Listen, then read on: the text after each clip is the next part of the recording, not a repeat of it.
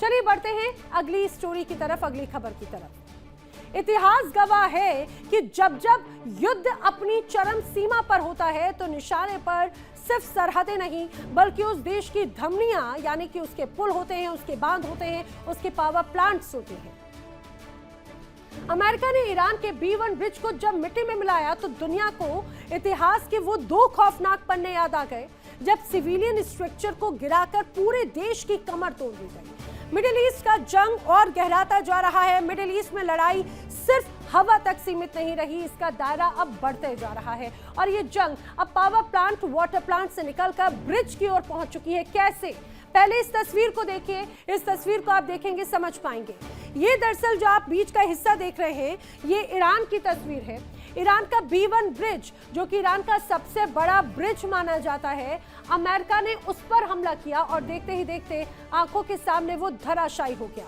जो एक बहुत भारी भरकम बड़ा ब्रिज हुआ करता था वहां पर ये तबाही का मंजर नजर आता है। सिर्फ कंक्रीट का जंजाल, सरियों का जंजाल नजर आता है। यानी कि आप ये समझिए जहां से पहले लोग आवागमन करते थे, ये ब्रिज ईरान के कई शहरों को जोड़ता था या कई देशों को एक तरह से कनेक्ट कर सकता था।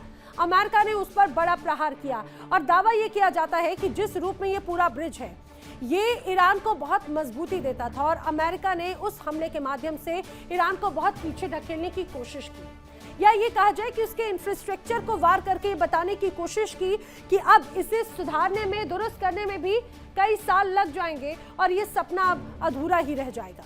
देखिए ये एक बार फिर से तबाही की, ये आपको दो तस्वीरें दिखा रही हूँ। एक तरफ इस हमले की तस्वीर आप देखिए, जैसे ही यहाँ पर धमाका होता है चारों तरफ सिर्फ धुएं का गुबार नजर आता है, चारों तरफ काफी दूर तक इसकी कंपन महसूस की जाती है। और ये दूसरी तस्वीर, ये दूसरी, मेरे बाएं और दाएं तरफ दोनों तरफ देखिए, ये ब्रिज के सिर्फ तबाही का मंजर नजर आता है, अवशेष एक तरह से नजर आता है क्योंकि एक बड़ा हिस्सा पूरी तरह से ध्वस्त किया गया।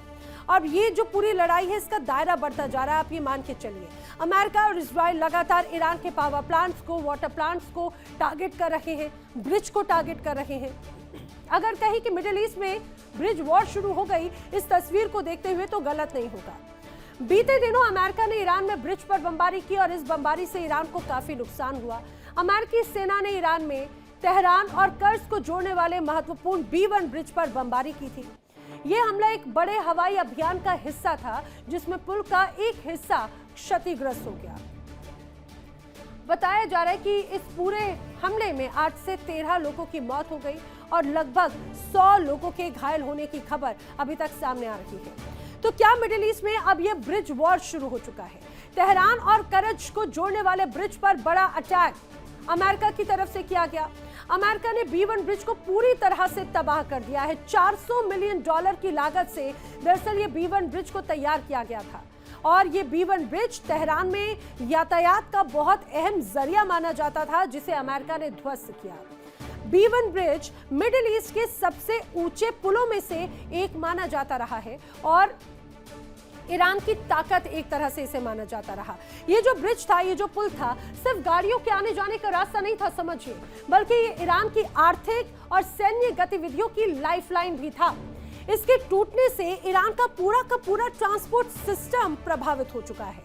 अब जानकार मानते हैं कि इस हमले का मकसद ईरान के लॉजिस्टिक्स को पूरी तरह से ध्वस्त करना था, काटना था, ताकि युद्ध की स्थिति में उसकी सेना को मूवमेंट करने में भारी परेशानी हो।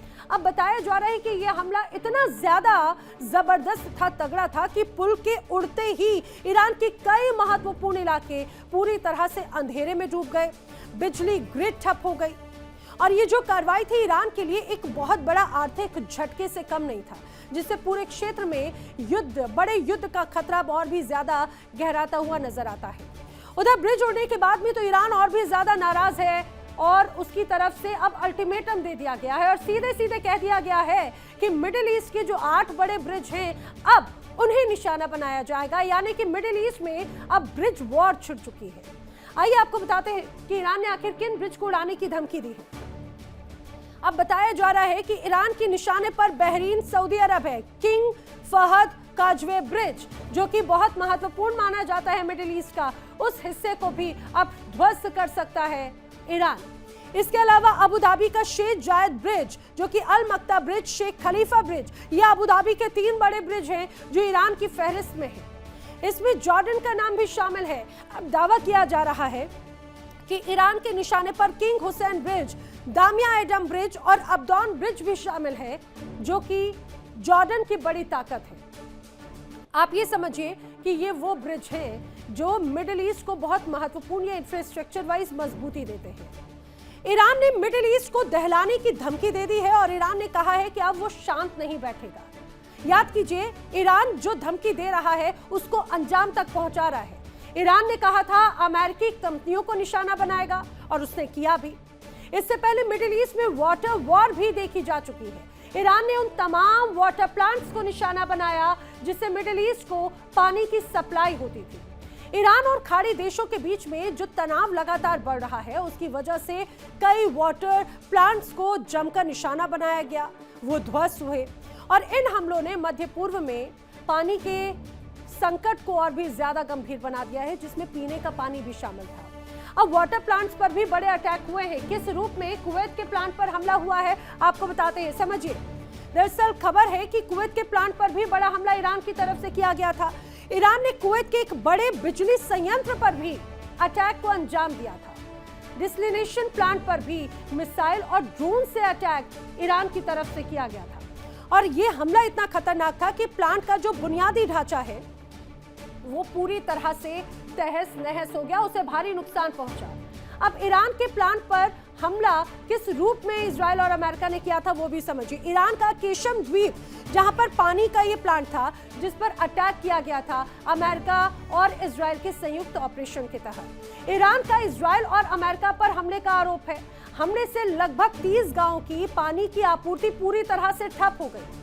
अब कई रिपोर्ट्स तो ये भी कहती हैं कि बहरीन और ईरान के खुजिस्तान शहर में भी जल सुविधाओं को निशाना बनाया गया है, जिससे लाखों लोगों के लिए पानी और बिजली की किल्लत पैदा हो गई है। पुलों और पावर प्लांट पर हमलों ने मिडिल ईस्ट की जंग को खतरनाक मोड़ पर ला दिया है। अब लड़ाई समझिए सिर्फ सैन्य ठिकानों तक सीमित नहीं है, बल्कि आम लोगों की जिंदगी पर सीधा असर डाल रही है। तेल, पानी, बिजली संकट के बीच में दुनिया ने तीसरे विश्व युद्ध की आशंका और भी ज्यादा तेजी से बढ़ा दी है और यही वजह है कि मिडिल ईस्ट की ये लड़ाई अब 2 या 3 देशों तक नहीं, बल्कि आम जनता के लिए और भी ज्यादा मुसीबत का सबब बन चुकी है। देखिए इंडिया डेली 24/7 अब आपके स्मार्ट टीवी पर। इंडिया डेली मौजूद है सभी डिजिटल प्लेटफॉर्म पर लाइव और लगातार। इंडिया डेली 24/7 हर दिन राष्ट्र को समर्पित।